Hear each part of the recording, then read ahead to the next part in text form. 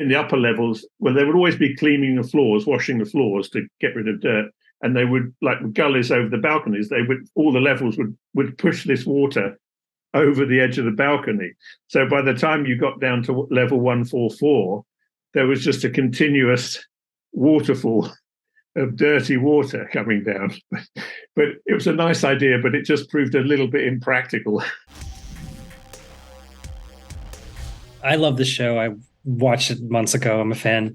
The first thing I wanted to ask was, I've seen diagrams and stuff of the silo that predate the show that are, I think one was even from the author's website.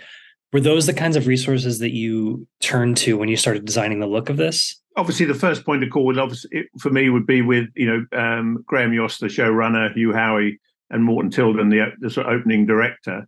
And we had 2 or 3 weeks of discussions, and we looked at a bit of artwork that had come about via the books, but generally we wanted to start afresh. And it's interesting, when I've been involved in projects before that have had sort of other material, the original material, I've tended to avoid it. It's just a little confusing once you get into the core of it. Is this from the novel or is this from the script? So obviously, by nature of the description in the scripts, we knew it was a very deep silo without simplifying it. So that was obviously our core point. And the main idea was then about, where does our style, where does our imagery fit? And the general feeling was that this was built 50 years from now, in theory, then we see it 200 to 300 years later, that it was felt that a sort of more Eastern European socialist type of architecture in concrete, after a lot of discussion, was sort of the way to go. In some of the early concepts, we did introduce quite a lot of metalwork, quite a lot of metal structures into the silo, but it started very quickly to look a little sci-fi, started to look like a spaceship rather than a building.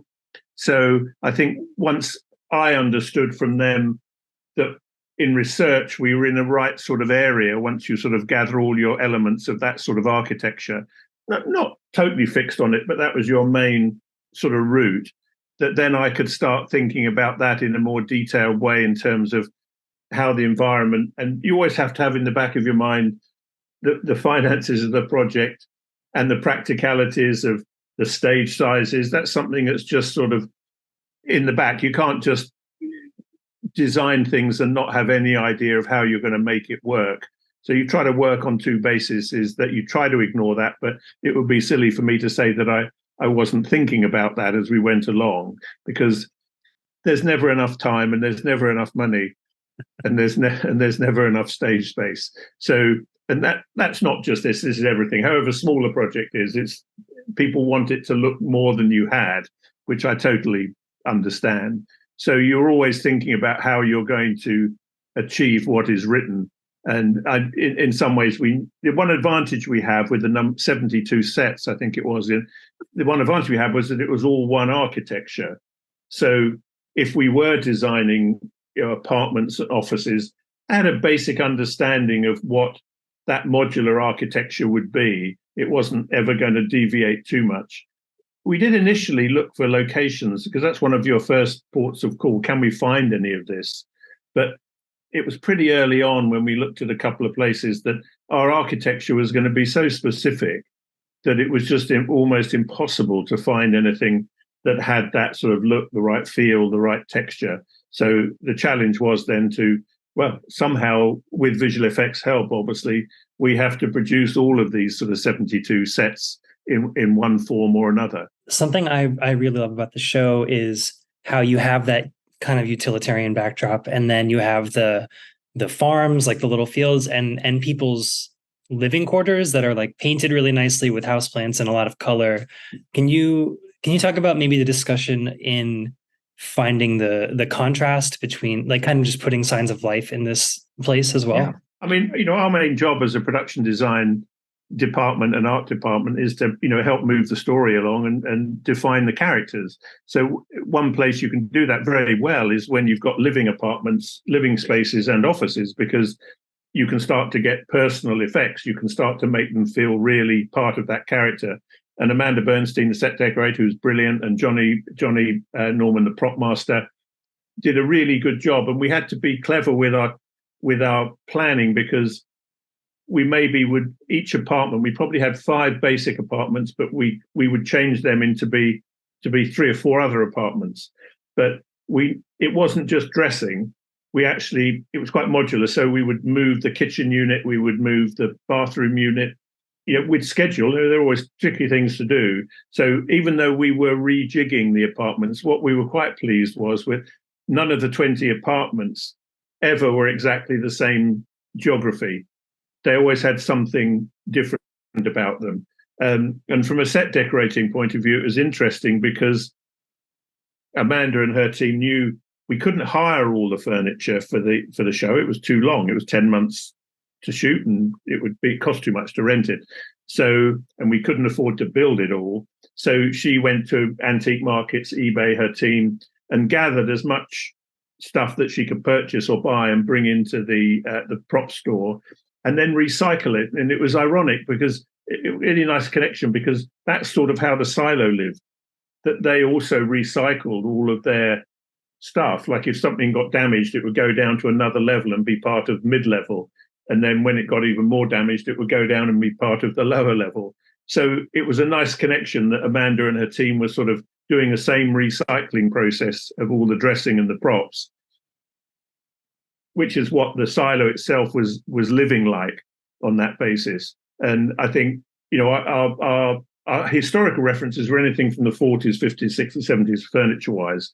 And even though it was a very eclectic mix that they put together, I think it did create quite a good character in itself, even though you couldn't really be specific. Is this the 60s or is it the 70s or is it 80s?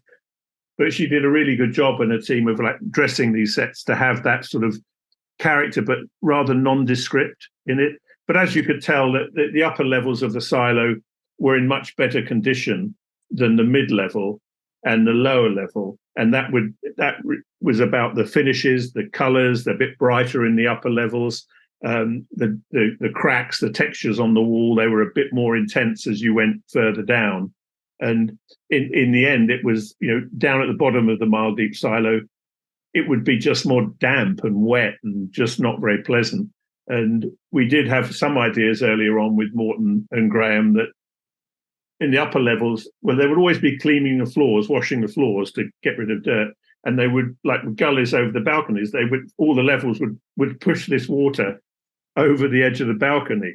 So by the time you got down to level 144, there was just a continuous waterfall of dirty water coming down.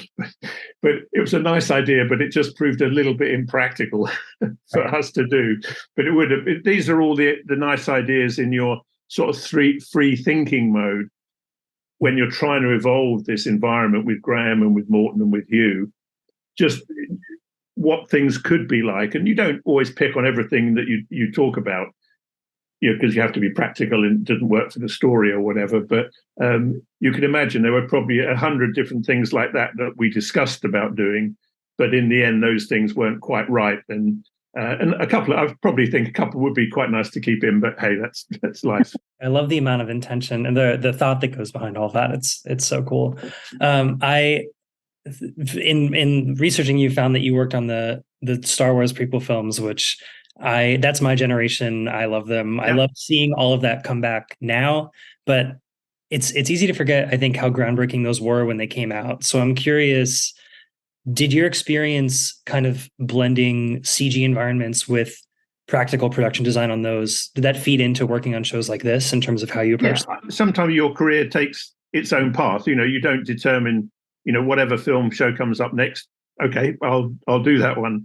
But we got involved in the Young Indiana Jones series early on. That was one of my first jobs. And George, even at that point, was already thinking about doing the prequels, but he was waiting for the digital technology to improve enough and be cheap enough, interestingly, to use. And when we started Young Indy, he was very keen that each show would have a very strong visual element, like digital images coming in. And they started to use techniques that were mainly used in commercials at that time, with replication and things that were really quite expensive in a way, but they were only ever seen in commercials, not in TV drama that you know.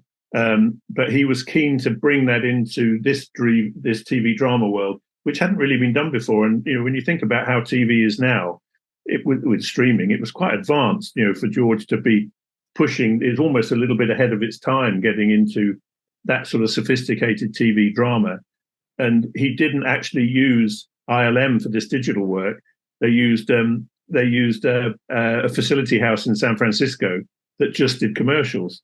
So he wanted to get the cost down where you could justify these 5 or 6 digital shots in Young Indie that would normally cost an awful lot on a feature world.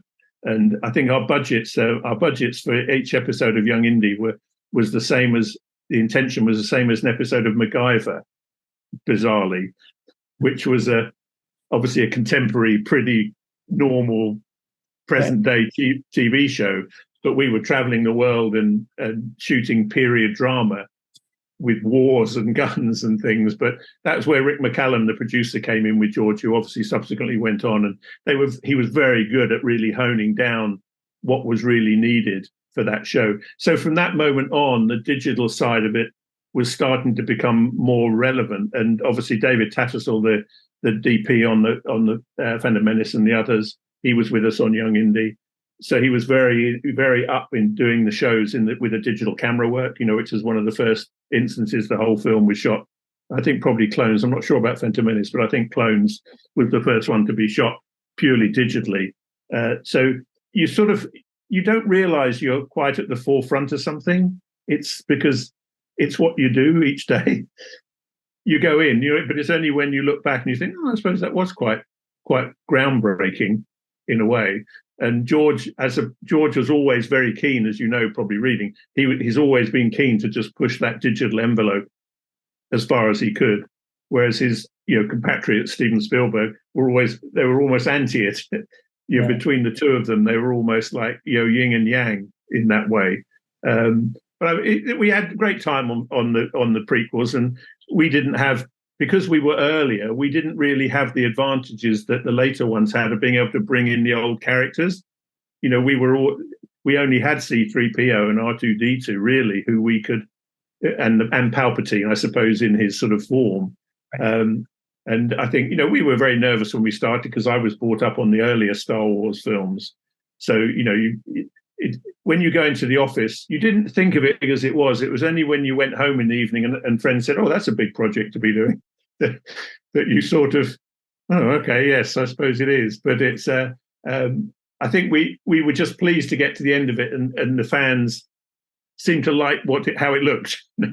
It was sort of, although George got maybe a bit unfairly criticised for the shows, but thankfully it was always felt that they looked okay. So we were pleased to get to we always said, Peter Russell, my art director, and I said after Phantom Menace, well, at least we've got something on our tombstones that somebody will recognise. But it's interesting, it's what George wanted to make, and if he wanted to make them and he wanted to make them like that, why shouldn't he? Yeah. They're sort of his projects. And it was interesting because our kids of that generation, like you, were watching those, and they loved Jar Jar Binks. they were sort of 7, 8, 9 years old.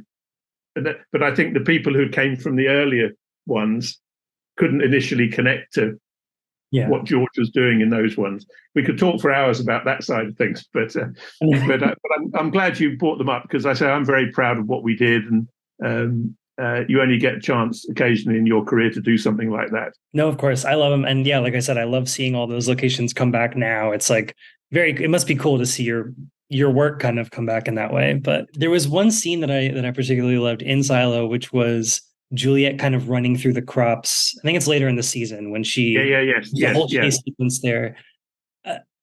It seemed like that would have been a very difficult set to put together, to keep the crops acting like real plants as she's running through them. Like, was that a difficult build or something hard to maintain? Yeah, I mean, we knew the size of the that we'd probably have to cater to cover enough in-camera shots before the blue screen took over.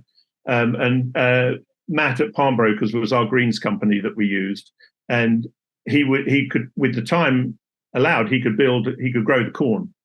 So, but he did start growing the corn, but then the schedule changed and we missed the season. So it had to be pushed back.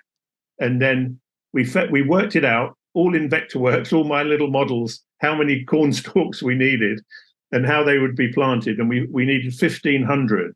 And he reckoned he could grow 800. So he called all his contacts in the US to get fake corn. And we basically took every bit of fake corn that all the greens companies in the US had to make that other 800 up. So the cornfield is made up of a mix of real and fake corn. And it's simple in the sense of a set. It's just lines of corn, in a way. But to make them look real and make them look as though mixing in the real ones and the new ones. So I put it a bit on Instagram that we've got all the growing seasons of corn from when they started as baby little ones to when they were grown. And, inevitably you can imagine that they wanted it grown in the middle of winter, which wasn't the growing season. So Matt had to grow them all in greenhouses and under plastic to make that work. So we would have used all fake, but there just wasn't enough. I say in the world, that sounds a bit dramatic, but there wasn't enough for us. Wow. So, that's fascinating. And another thing about the show is just such, the whole thing with relics and like the destruction of items from before the apocalypse. How did you make sure that every item that someone uses is basically unrecognizable as a product that somebody made? Because there's such a plot thread in the show of destroying older, relics. Together with Amanda Bernstein in the set decorating department, and also from Hugh, and a lot of that storyline of what you could show as a relic and what you couldn't show as a relic was obviously determined by what happens in the future episodes as well. So I think everything that we showed as a piece of dressing or a piece of set decoration, we would show to Morton and to Graham. And I think Graham more than Morton would then decide, either with Huey, whether anything we were doing should not be seen at that point, what bit of dressing it was. And I don't think we ever really had any major hiccups in something that would appear to have been a relic. And that was the fantastic work that Amanda did, was trying to get this sort of rather unspecific time period dressed with great character, but not giving too much away. It's been a pleasure talking to you. You have worked on many of the movies that I have watched on repeat throughout my life. Wow, so that's very nice of you to say. I'm a skateboarder, love Triple X, love Stardust, a lot of things you've done. So it's been a pleasure. But I've got so many stories. Well, have a look at the Instagram, because I'm going to start to put up a lot of those backstories if the strike carries on. And there's quite funny things going on. A lot of stories I could tell you about Triple X. But anyway. Oh man, okay.